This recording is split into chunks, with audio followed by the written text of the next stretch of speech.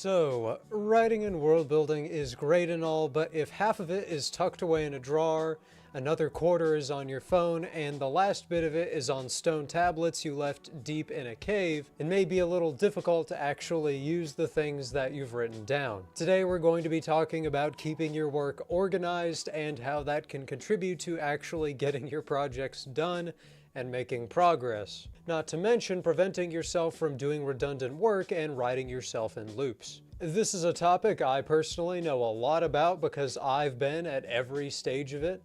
A few years ago, I was incredibly disorganized and suffered pretty much every possible problem such a thing can cause. But now I've got a pretty good system and it's benefited me a lot. But the first step of it is part 1. Get it in one place. This is very simple and very obvious, but it is overwhelmingly more important than everything else. Without this, you do not pass go and you do not collect $200. The mind of a creative is a fickle thing, I know, and it'll strike you at the most strange of times. So don't get me wrong, I understand fully why your world building and notes might end up in 36 different places. The idea hits you and you're just going to write it down wherever and whenever it's available to do so. Now, what I'd normally say here is either just have a notebook or an app on your phone that would allow you to write down your notes wherever you happen to be at any given time. And that is good advice, I guess, but it's not always that simple. Sometimes you just might not have your phone or the ability to sit down and write something in a notebook, and you'll have to rely on something else. Whatever the case, if you do have to get down your notes in something other than your primary method, or even if you do put it in a notes app or something, but that isn't your main storage location, you need to then actually transfer it over to where you do plan to keep everything, because you won't remember it as well as you think you do if you continue to keep everything in different places. Trust me, I've been working on the same novel series for quite a while, and I still forget even relatively simple details sometimes.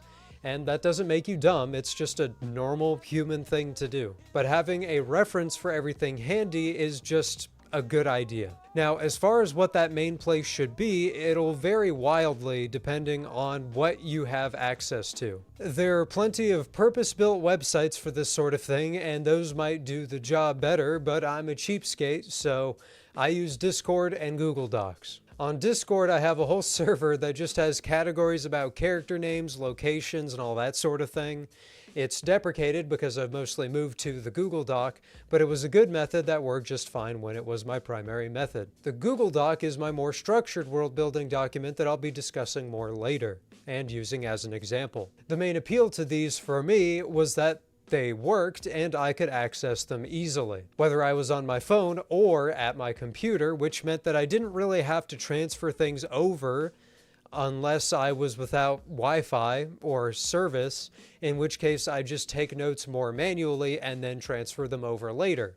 But having to do that was rare enough that it never really became inconvenient to do so. As with all things, the more you make it convenient for yourself, the more you'll be motivated to actually do it. Assuming you're working basically from scratch or reorganizing from scratch-ish, at this point you'll basically have a big document of some kind filled with uncontextualized and unsorted information.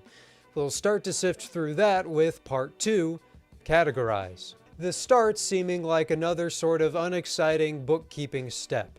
Another point I think is important to make here is that one of the biggest points of this video is that writing and world building, being generally a hobby, are things where the less fun parts of it are particularly hard to motivate yourself to do, and this sort of categorizing, bookkeeping-y sort of things are some of those harder to motivate yourself to do things, or so you might think, but actually, I think there are ways to make it pretty fun for yourself. Given the word organized is in the title of this video, you'll be looking to use these categories that you'll be making to distinguish your information in regards to what it's about and what it's for and, you know, all that sort of thing. And there is actually a bit of an art to this in terms of categories and subcategories and all that sort of thing.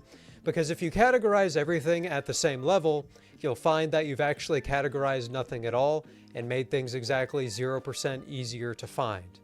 It would be like having an encyclopedia in which nothing was alphabetized. Start with your broader categories. Here's where countries go, religions, cultures, magic, big topics like that, boom. Subtopics of countries. You might have specific important characters within each of them, or important locations as subtopics under countries. There's no one right way to do it, but as long as it's kept consistent across different types of things, it'll actually be useful. Even if in the end, all you do is alphabetize everything, even that can be a step up from the jumbled mess we all have had at some point or another. But the actual fun in categorizing comes in it revealing places where you can afford to expand. You might have a cultures category that you start working on, for example, and write 2 pages about one area, and then when you get to the next, write only 2 paragraphs, and thus realize, maybe I need to expand that, and then you'll end up writing a lot more about that second group, and it's a fairly natural way to continue your world building. Even when you're making these documents themselves and figuring out what sort of things need to be categories, you might learn things. It was when I started writing about particular subcultures that I decided the thing to do after that was to focus on the timelines of important events to those subcultures, because that would help figure out what things shaped those subcultures into making them distinct from each other. What categorizing your world building does is it allows you to actually do the world building itself in ways that are significantly more natural and easier to follow. Your workflow will become a bit more efficient, and while you can still jump from topic to topic as you please, doing it this way you might actually have a place to put the things you come up with, a box to sort them into as you do it. And this of course becomes the most important part of categorization. Actually continuing to do it after your initial spurt of setting it up right now. It's another of those types of things you might do the first time, or maybe you've even done before but then not actually stuck with. So if that's you, having found this information fairly familiar and then realizing you haven't been continuing to do it, here's your indication to try and restart that, I guess. Because while the work it costs to maintain this sort of categorization might be more visible to you, it's still less work overall than the less visible, but more real work of having to deal with everything being scattered all over the place. Now, there are also 2 aspects of categorization that I think are little exercises worth talking about, and ones that can be great to take care of if you want to introduce people to your little world building document or program or whatever it is that you keep it in. And those are intro summaries and glossaries. Intro summaries, of which I am sure there is some better term for, is what I'm using to describe brief blurbs at the beginning to describe concepts that might pitch things people looking at this document might want to look at should they be visiting it for the first time. These have been really useful for me because my world building document primarily serves to other people as a reference for my tabletop RPG campaigns, even though I use it for my novels mostly. So when other people look at it, I want them to have something to see right away that might lead them around so they know what's worth looking at first, because the nearly 200 pages of stuff to see right away is a little much to hit them with. As for glossaries, if you're working with complex fantasy or sci-fi worlds, it can be useful, at the cost of a bit of your pride and time at the most, to make one as a quick reference for people who, believe it or not, can't memorize all 1,000 of the proper nouns we like to inundate them with the first time they see them. These are so simple in concept you might wonder why I'm even bothering to mention these, but there's an important note to be made in that they actually can be kind of tricky, as they are very, very easily made self-referential to the point of being completely useless. Example, you make an entry for the Kingdom of Point Lesia.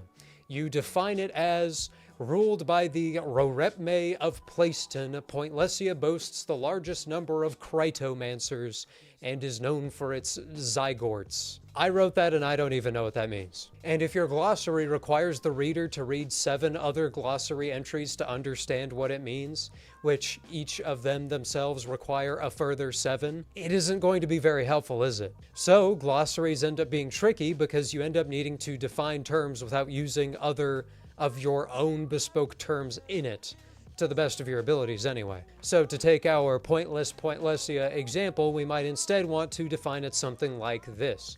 Point Lesia is an island kingdom.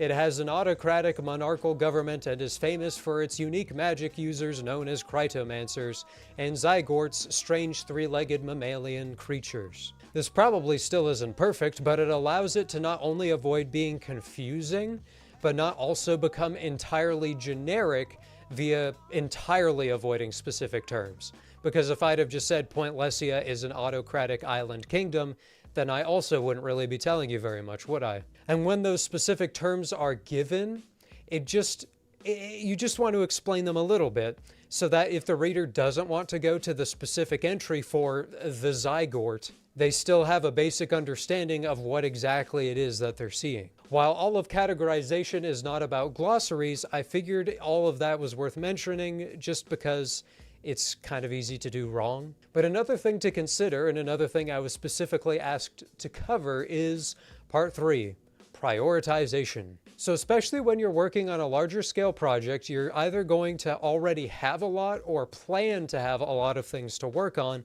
So you'll thus need to figure out exactly what's the most important stuff to do first when it comes to organizing all of that. Of course, the first thing at the top of that to-do list should be the whole get it in one place thing, because I wouldn't have made it part 1 otherwise, but there is more to it than that. Now, while this video is a little more directed towards world building projects at its core, I'm still one who favors writing more than just world building. So for that sake, if you share that approach, the most important thing to get organized first, if you are writing a story and not just world building, is to get your characters figured out in there first. And if you're a plotter as opposed to a pantser or whatever, get your plot down first. Big surprise. Even if you aren't in favor of plotting out your story all that much, it's still useful, I find, to write down key points in your character's development as they happen, and developments in the plot. And that especially becomes the case once your project gets long enough that there becomes a legitimate risk of little things slipping by you, or even if you just want to emphasize certain things as important to remember for later. We always think we're going to remember everything about our own projects perfectly, because of course we would. We wrote it, but you don't. You just don't. So it's good to take little notes sometimes. Otherwise, charting out character circles, their planned arcs, their purpose in the story, and that sort of thing is a very high priority organizational thing. While the whole what's their favorite color type line of questions can be a lot of fun to do, and can be useful in the sort of exploratory sense of trying to figure out who this character is in the initial stages, I do think that sort of thing can, more so even than excess world building, distract from what you really need to be doing with them. Especially because, in a way that novice writers might find kind of counterintuitive, characters having too many traits, especially if they are minor characters, and if the traits are, for lack of a better word, random, can significantly harm the flow of a story. But getting off my writer soapbox and back into the realm of world building, I find that political entities end up being the thing which people settle on doing first when world building, which is fair because they're the way by which we tend to define the borders, of what make up our world in terms of how people live in it. But I do find this can lead to a bit of a paradox game feel, where countries feel like an abstract set of ideas and bonuses, as opposed to collectives of peoples and cultures. So while political entities are good ways to group things, don't over-prioritize them when you're putting your world together. I'd say they're best followed by what makes them actually relevant and what actually constitutes them. Things like culture and religion or philosophy, without which the countries would just be empty gray names. Though really, when it comes to this step, prioritization is going to depend on what exactly you're working on, because world building is such an anti-universal thing. Everybody is doing something different, but generally it does always come down to starting with nations or the equivalent to nations, and then giving them cultures and philosophies. And then time is also a funny thing, because you can start working on timelines past that point too. But that itself is only relevant if your project is focused on a broad span of time instead of just a specific period within your world, but it's a whole other thing. Regardless of all this, whether you follow that pattern, whether you're concerned about time or not, I would say this one thing is universal. Once you start committing to working on something, if it's the, say, various cultures of a particular nation, do try to finish it. Don't force it, but make a point of coming back to it if you find yourself getting distracted by other stuff or getting other ideas. A collection of half-finished stuff is another way to end up with a document that isn't actually helpful. Try to finish what you start. Even if you don't write all, say, 5 of the cultures that you plan to put into one country, at least finish the 3 that you started. Something half-finished ultimately might be less helpful than something you didn't even start, just because you might come back to the half-finished thing and struggle to remember where you were going with it. With all this abstract talk out of the way, we're going to do something a little different with Part 4, an example. So we're just going to finish out our video on my world building document, because if I'm going to talk about it all this much, I might as well show you mine. But here it is. We're going off script a little bit into dangerous waters. While some of my names and such are placeholders, that's because there's like a million of them. So we're just going to scroll around here a little bit, and I'll show you how it looks. And you can decide to follow my example or to not, and you can figure out what works for you. But as said, we were talking about having those intro blurbs, and that's pretty much what these are at the beginning. Just little bits of paragraphs describing some of the regions around here in fairly simplistic terms that are more or less easy to understand. You can immediately then refer to the cultures here on the left side. Outlines, if you're working with Google Docs, or I think Microsoft Word can do this as well. Outlines are extremely useful and are actually the reason I would advocate for you using Google Docs, simply because these are so helpful for being able to categorize everything. Now I've got all this class list stuff because if you haven't seen my videos before, I run my world in modified Warhammer Fantasy Roleplay. So I've got little descriptions of how some of these classes fit into my world, and why you might, for example, want to play, something like a rat catcher or something like that. But these outlines are very helpful just for allowing you to navigate around. And of course, we've got magic, which we've got 210 pages of this, so I'm not even going to bother with that. But more or less, this is sort of how you want it. But after we've got our intro blurbs, we've got our more general culture descriptions. And the next thing I might recommend with something like this is we have sort of a format. So we'll take our first culture here, which is the Bastarians, which does sound like bastard, and that is mostly on purpose, where we have sort of our initial description.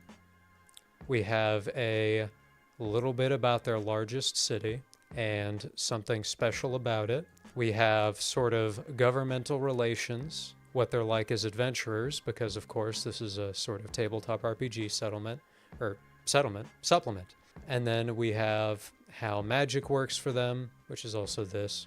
And then we have our subcultures with little bits of bonuses because, why not? And then the timelines, which I've only just started on. But that more or less would be the format for something like that. Then we might go on to things like religion, and we can move over here. You get to see my cool little runes that I made in Incarnate because I didn't have other graphic design programs, so I used a map making tool because that's normal. And here I basically followed a format that I found out of a tabletop RPG settlement in its own religions. But I found that that was a fairly helpful way to structure things like religions. And I found that these sort of fit well together. But you might notice that I've got these categorized similarly, where I've got our religions at the top here. And then we've got sort of the Faith of Meldon, this being our kind of main continent that a lot of the stories take place in. We've got the sort of prominent faith at the top, but a lot of our other sort of sub-faiths, our other deities around here, scrolling through so you can see my super incredible artwork, my great runes and all that, because I'm a super great artist, obviously. And then, of course, we move on to some of the other categories that I haven't made runes for because graphics design is actually pretty hard, and I'm not actually very good at it. and then we get on to all of the other ones. And so, you know, that's pretty much what a world building outline document looks like. And yeah, so I mean, that's basically the video. Anyway, that's, you know, that's how I organize my stuff. I hope you enjoyed the video. If you have any thoughts of your own about organizing your world building, I read every comment and would love to see them. In addition, every like and subscription goes a long way. We also have a Discord if you want to hang out with my editor and I, and a Patreon if you're crazy enough to want it, where we post all our videos a week early. On that note, I'd like to thank our patrons, Shadowrunner, Sonny, Isaac Parrott, who are all Knights of the Inner Circle, Nico, our Knight, and Greer, our loyal squire. Anyway, I hope you enjoyed, and remember, if you left your notes on those stone tablets I mentioned in the beginning, it's probably time to dig them back up.